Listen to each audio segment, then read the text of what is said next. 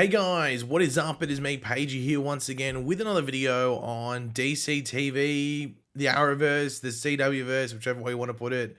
A lot of information came out. So over the past 24 hours, we had the CW upfronts take place in New York City, which we of course knew were coming our way. Now these CW upfronts were anxiously awaited by some, just due to, some people expecting there to be more negative news, though with myself, I wasn't too sure if that would, that would be the case and it would be that big of a thing, seeing that they usually aren't like that. Most of the big stuff, mainly negative or even positive, is usually already announced before they actually happen, which is either in the weeks leading up to it or in the hours before they kick off. They don't want to stand up on stage and, talk little things or talk bad things or anything like that. They leave those bad things or little things for random press releases. But things have been weird over the past couple of years, so that added sort of to the unknown with this year's upfronts, and whether the announcements would actually go as they usually do, or whether there would be a twist or two within there. And in regards to shocking announcements, there wasn't really any, but there was some unexpected announcements as well. They weren't shocking, they were just unexpected. So the first thing I want to do is actually go over the schedule for the fall slate of CW shows. So these are the shows that are towards the end of the year. Now, there's no dates as of yet as to when they specifically premiere, but usually it's the beginning of October when this schedule starts. Sometimes it's like the last week of September, but usually it's the first or second week of October. So that's when you should expect all this stuff to come out. So they're doing 7 days. They thought that the CW would move back to like a 5 or 6 day schedule because they cancelled a bunch of shows, but they're still doing a 7-day schedule. So I'm not going to go over Saturday or Sunday because it's just like random little shows. Actually, we won't even go over Friday either. We're just going to go over Monday to Thursday. So Monday is the 2 All-American shows, All-American and then All-American Homecoming. Tuesday is the 2 new shows, The Winchesters, which is the Supernatural prequel, and Professionals, which is I think it's like a South African show, but it's got like Tom Welling, Brendan Fraser, they're in it, so they put some recognizable faces. So it's not a CW show.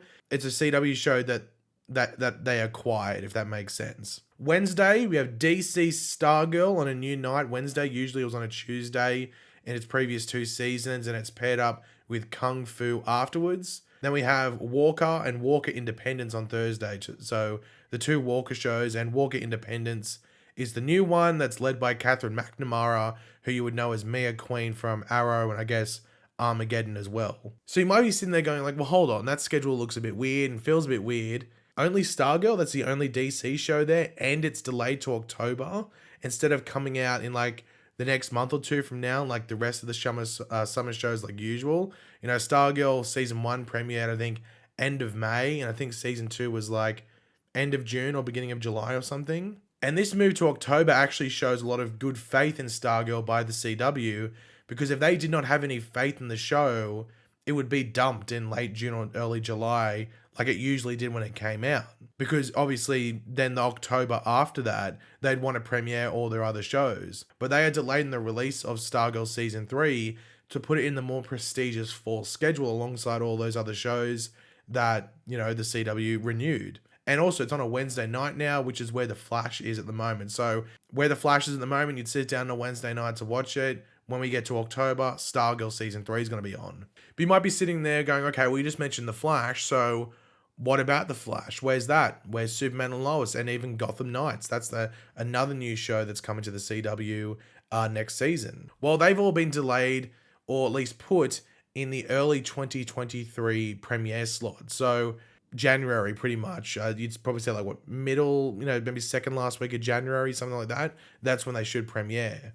And that doesn't mean 100% they could. Obviously, if you remember, Flash returned from its break after Armageddon in March. So easily, one of the shows or all the shows might not be January premieres because, they might be trying to finish off some of these other shows like Stargirl or Kung Fu or Walker or something like that at the beginning of 2023. And all these shows of Flash, Superman and Lois, and Gotham Knights have to wait until those shows are done. So they could be waiting until March or something to premiere. That's not 100% the case, but it could be the case for one or a couple or maybe all of the shows. Now, in regards to why they put them to 2023 specifically, there wasn't any details, but it appears a bunch of the Vancouver shows like Flash and Superman and Lois won't actually start filming until later into the year. So Danielle Panabaker put up on her Instagram, like I think she was doing a Q&A, and someone asked, oh, when are you filming, when are you starting the filming of season 9? And she said later than usual, not till the fall. So that could be like September, or it could be October. And I don't know if that's a decision by the, the productions, just that's when they want to start, or whether it has anything to do with the issues going on in Vancouver with that strike stuff that was going on. But then again, Kung Fu, which is a show that premieres in October, on the same night as Stargirl, that show films in Vancouver, I'm pretty sure. So I'm not 100% sure if there is a specific reason, or it's just the way that everything is played out and it's just the best way to go about things. So yeah, it's a bummer that we have to wait a bit longer for Flash. But then with Superman and Lois, like Superman and Lois is premiered there this year. So it's it's premiering the same time as season 2 did. So not much of a difference there with Superman and Lois. Now there has been a bunch of people asking me if there's Comic-Con this year, like San Diego, and there is, but I have no clue of any details, or if any details have come out as to whether they're going back to like the pre-COVID Comic-Con in regards to the panels and everything like that they used to have. Like I have a feeling that Comic-Con as we knew it might be a thing of the past, just due to how companies have adapted over the past couple of years. But who knows? If it does change, at least I can flex, I guess, that I went to the last proper one in 2019. But I guess if they're going to announce if they're going to Comic-Con, we'll probably know fairly soon. I think it's the end of July. I think it's like the last week of July that Comic-Con is on this year. So if they're going, they'd probably have to announce it somewhat soon. Now, in regards to The Flash, how many episodes is The Flash getting? Now, we don't know specifically, but Eric Wallace did say in an interview that he said he was waiting on his episode number lock.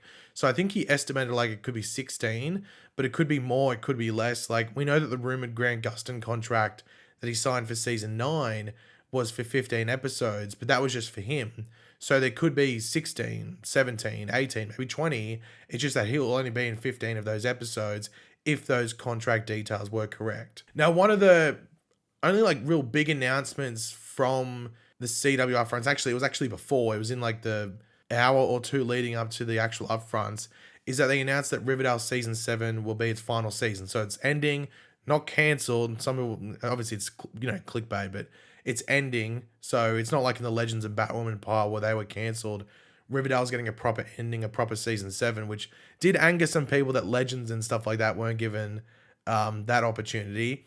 But there was no word on The Flash season 9 being its final season. Now, the CW president, Mark Pedowitz, said they are working on the finer details of where to go with The Flash next. He specifically brought up The Flash, but didn't say season 9 was the final season, though Riverdale and The Flash premiere at the same time in early 2023. So that must mean that maybe like Grant Gustin isn't sure what he wants to do. I've always said that like Grant Gustin's really the only important factor in regards to The Flash continuing. Everyone else could lead the show and they could still doing it. Grant's the only one that really matters. But the CW clearly wants to keep making the show as it is a moneymaker, not only for the CW but also Warner Brothers. So it'll be interesting to see where they go. Who knows? Like it's still a while away, season 9 premiering. So there's a lot of time where they could still announce that season 9 is the final season before it premieres. So it's not like season 10's confirmed. I saw some people saying that. Definitely don't start pushing that because we're nowhere near that. We got like what, 6-7 months until season 9 would be close to premiering. So there's still a long gap that allows them to still announce whether season 9 is the final season or not. Now, we did get some minor details about Stargirl season 3. One of them is that the theme for the season is like a murder mystery. I have no idea if it's going to be someone that we know that knows that dies or something like that, but it was just minor details put out there. We probably won't learn a lot about Stargirl for a while until like maybe like, I don't know, like the month or so leading up to the premiere. So yeah, things were kept pretty contained. Like we probably won't get a trailer until, I don't know, it depends if Comic-Con's on. I guess we could get a trailer at Comic-Con if that's on. But if it's not, then we're probably not going to get a trailer for Stargirl until September, maybe August if we're lucky. So yeah, not much was revealed. Now, one thing that was interesting that sort of confirmed what I heard, but sort of angered some, people, the people that don't even watch these Arrowverse shows. But the CW president said that they are still in the superhero business going forward. And this was sort of backed up by Warner Brothers their upfronts that they did, I think the day before, when they said they want to do most of their superhero stuff in theaters with certain characters, which sort of takes away stuff from HBO Max, unless it's a spin-off from a movie like Penguin or Peacemaker, because I've said this on the channel before, everything I've ever heard is that in regards to, HBO Max and the theater stuff, that's where like obviously the big budget stuff's going to go, or the more adult stuff specifically for HBO Max, and the CW is going to be more for family friendly stuff. And that sort of keeps getting improved year after year. So that was like 3 years ago, I think I was bringing that up. So it seems like that's going to continue. I don't know what characters that means they can get. I don't know if it means more potential spin-offs of like already existing things. Like they could spin off something from the Stargirl world if they wanted to. So there's a lot of different opportunities. It just really depends what they want to develop. Us as fans can sit here going, we want this, but it's really up to them and what they think people are going to watch and what they think is going to make money. So at the end of the day, it's up to them. And the final thing to go over, I wasn't going to include this, but I think I will because it's new. And they actually released the first synopsis for Gotham Knights and a first look photo of the characters. So here's the first look photo. It's very generic. It looks very mid 2000s or early 2010s. It does look dated, but also the show is ages away, as we've said. Like it's coming out early 2023. I'm pretty sure they showed a trailer or first look footage at the upfronts, but it wasn't released publicly. Now, I don't know if we'll ever get that. Once again, maybe if Comic-Con's on, that's where you'll get your first proper look, and they might show the same trailer or maybe like something similar, but nothing was released publicly. So unfortunately, we can't actually have any visual things to look at, or at least, like a trailer or anything to break down. But here is the synopsis that they gave out. It's pretty lengthy.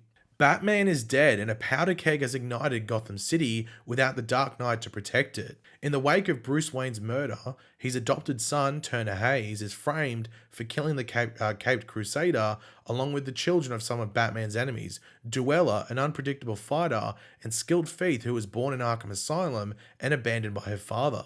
Harper Row, a streetwise and acerbic engineer who can fix anything, and her brother, Cullen Rowe, a clever transgender teen who is tired of being polite and agreeable. With the charismatic and hard-charging district attorney, Harvey Dent, and the GCPD hot on their trail, Turner will rely on allies including his best friend and formidable coder, Stephanie Brown, and unlikely Batman sidekick, Carrie Kelly. But our knights will soon learn there is a larger, more nefarious force at work within Gotham City. This team of mismatched fugitives must band together to become its next generation of saviors known as the Gotham Knights. So what are my thoughts on this? Well, based off the synopsis, I'm not too sure about it. I wish I'd seen the trailer because that would obviously give me a bit more of a backing as to what my opinions are. But with this, it's one of the things where you just sort of have to wait and watch, at least the trailer, but specifically like the first episode or two or something like that, because it's very important to remember people hated the concept of Superman and Lois. Like when when the first like synopsis and description came out, it's Superman and Lois living in Smallville, happily married with their 2 teenage sons. It sounded not that interesting, but then you get the show and it's really well done. So this could be the exact same case with Superman and Lois.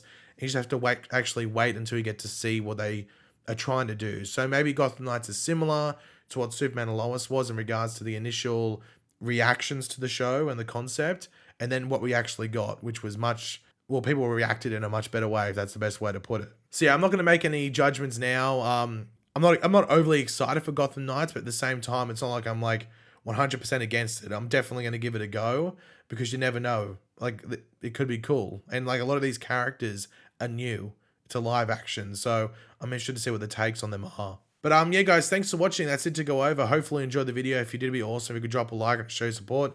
Let me know all your opinions down in the comment section down below, your general reaction to all this. What are your thoughts on the schedule? Are you excited that Stargirl's in a more, enticable, time slot, even though we have to wait a bit longer, which sucks. Yeah, and let me know your thoughts on Gotham Knights and everything like that. Always curious to read what you guys are thinking. And of course, if you are new to the channel, make sure to subscribe, and I will catch you guys later. Goodbye.